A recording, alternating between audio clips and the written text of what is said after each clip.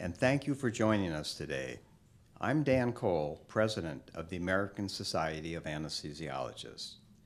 We are here to discuss a Department of Veteran Affairs proposed policy that removes physician anesthesiologists from surgical care and replaces them with nurses, lowering the standard of care for veterans and risking their lives. This policy change is based on a shortage of some types of physicians in the VA.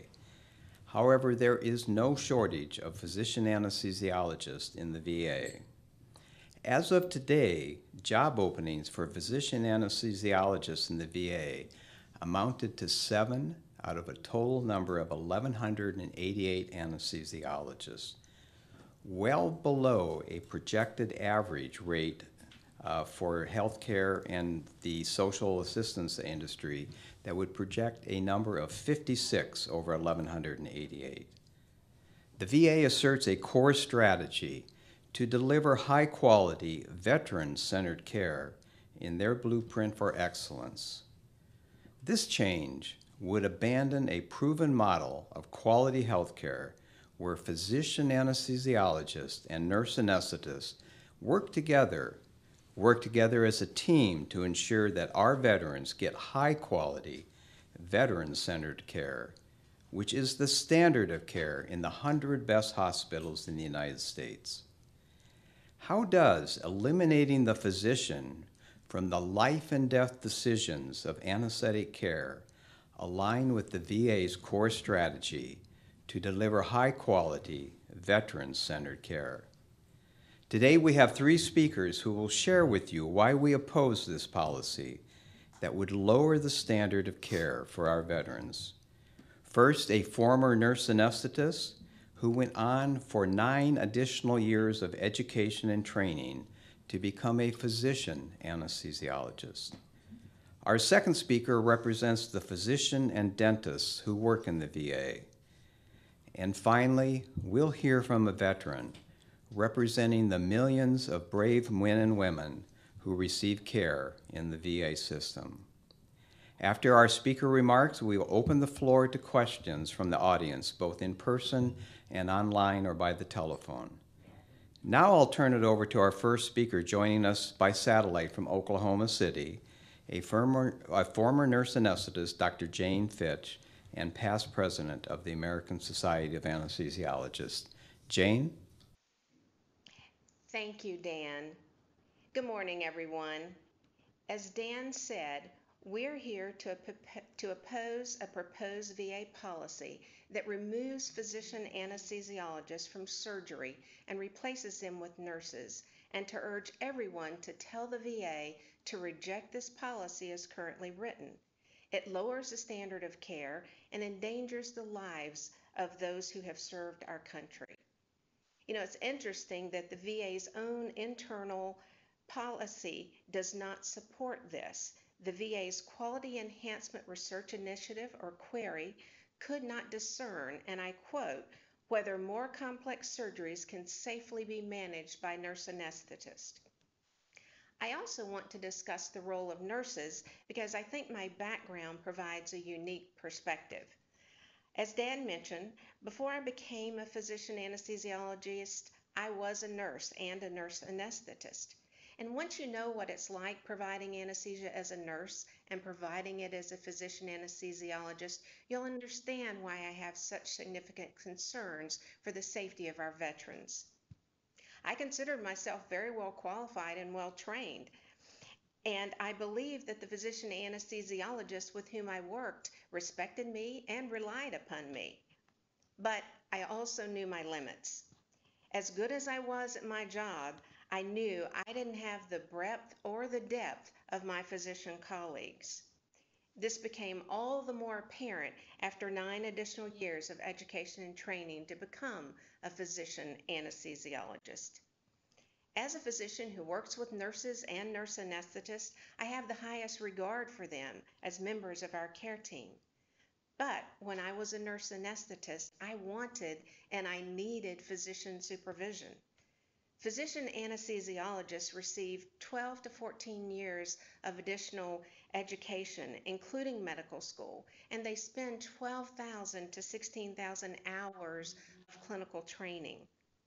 That's in comparison to nurse anesthetists who do approximately half as many years of education and only approximately 2,500 hours of clinical training. Some never even went to college.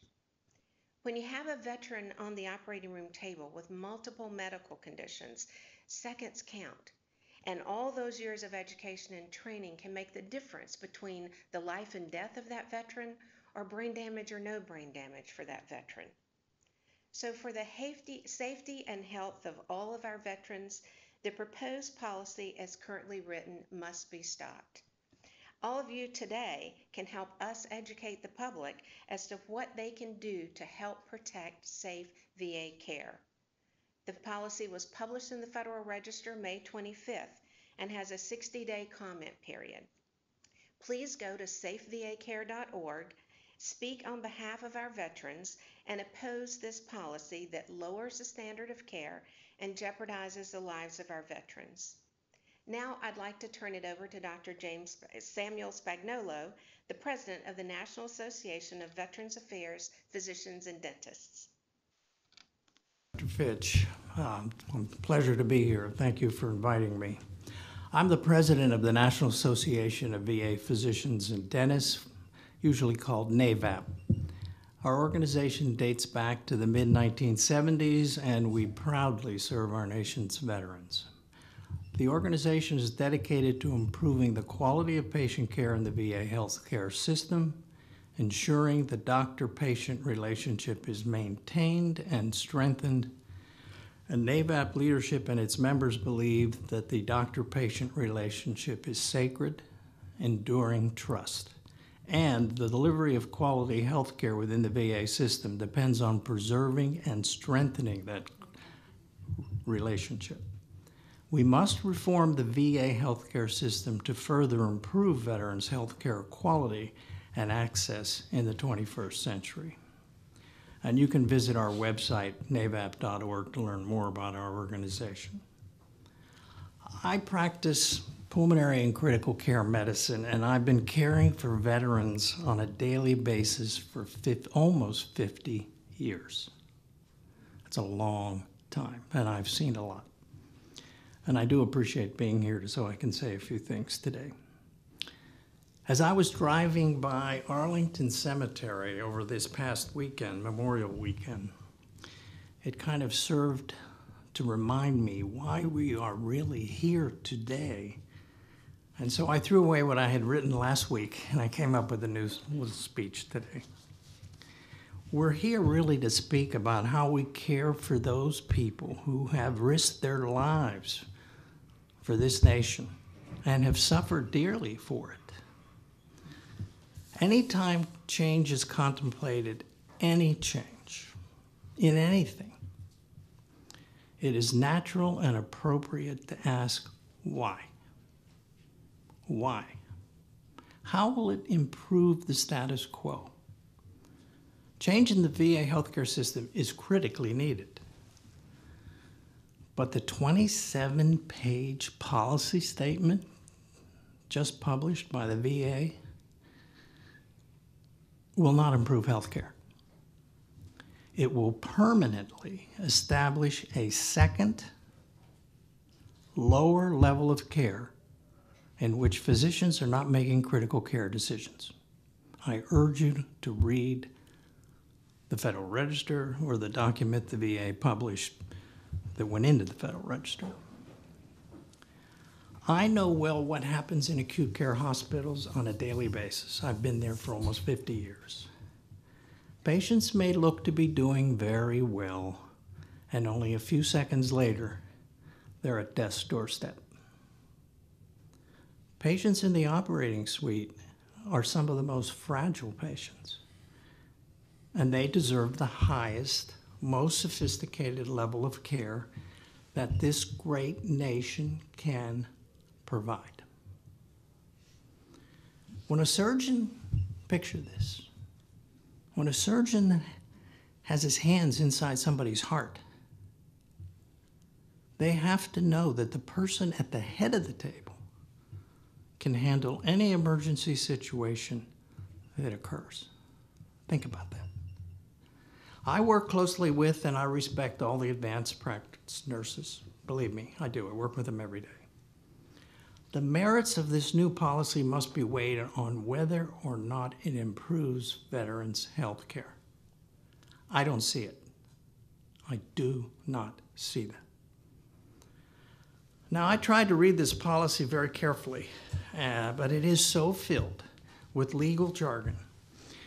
It is going to take 10 Harvard lawyers to decipher it before it can be fully implemented. I urge you to read the document.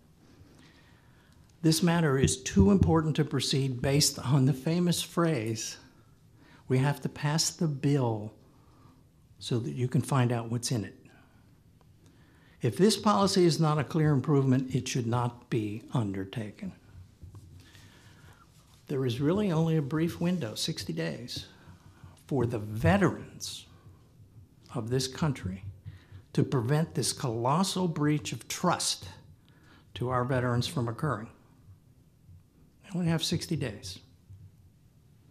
And I urge all veterans everywhere to tell VA leadership and the United States Congress that this document is not what you deserve and fought for.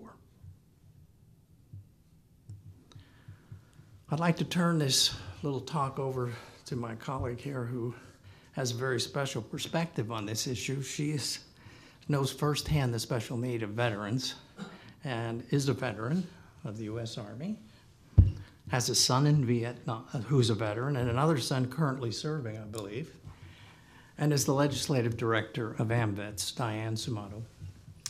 Thank you, Dr. Spagnolo. I'm here today because the job of protecting veterans' rights never ends.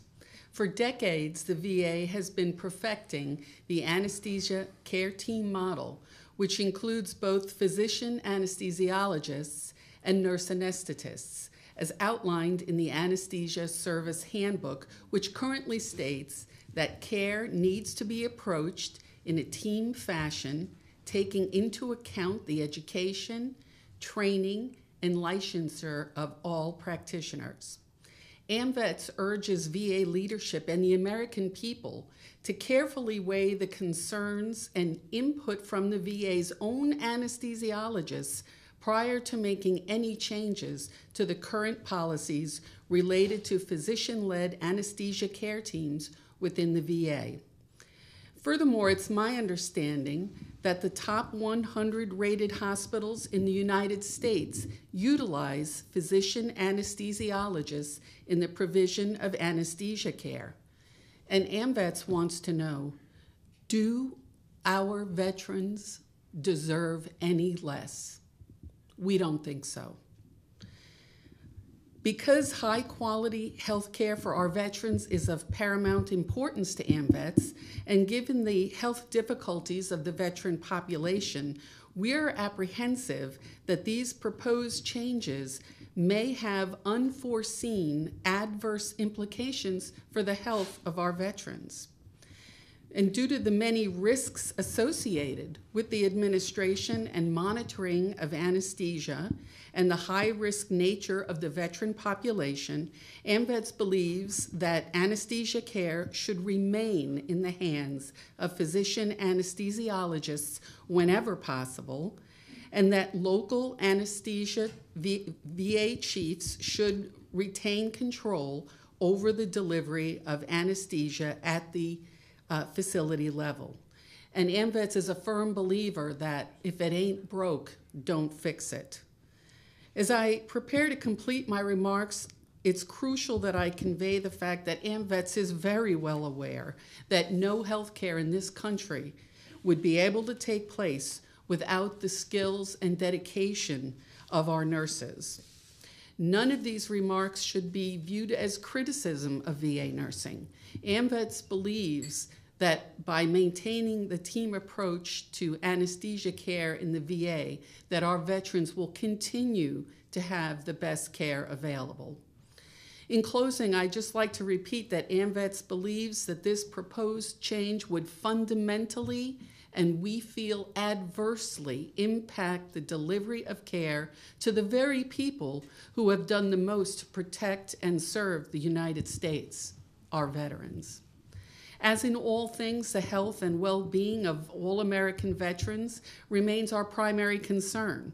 I would encourage anyone who cares about veterans to not only take action, but to help spread the word so that we can maintain the standards of anesthesia care as currently outlined in the VHA handbook. Let's not forget that veterans gave their very best. Should the VA do any less? Thank you. Thank you, Diane. We would now like to share a 1-minute video featuring veterans who attended the Memorial Day weekend Rolling Thunder event and offered their opinions on the proposed policy change.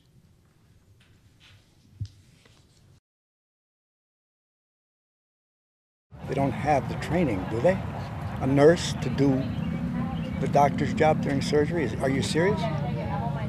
Not going to work. I think the veterans deserve 100% of the best care they can get without any substitutions. We gave them our best. They should give us their best. Thank you. And we'll now open the floor up to questions. If you have a question for our speakers, please raise your hand and we'll bring you a microphone. I want to emphasize the microphone because we have this on webcast and by teleconference, and the people that are joining us remotely will not be able to hear your question without a microphone.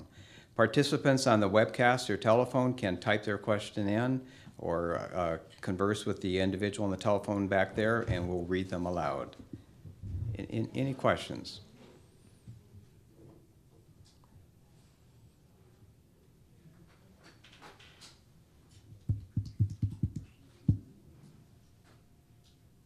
Yeah, go ahead. I have a question for Dr. Cole. I'm Julius Hamilton from Chicago, Illinois. So outside of the VA system, do most hospitals require team-based anesthesia care? So let me refer to you what I think is the standard of care, the 100 best hospitals. And the 100 best hospitals practice with anesthesiology, delivering anesthesia or leading the anesthesia care team.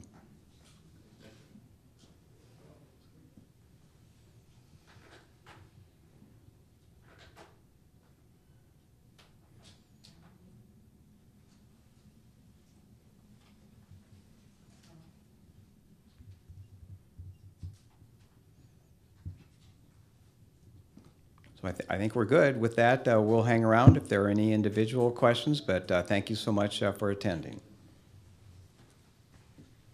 I'm surprised, no questions.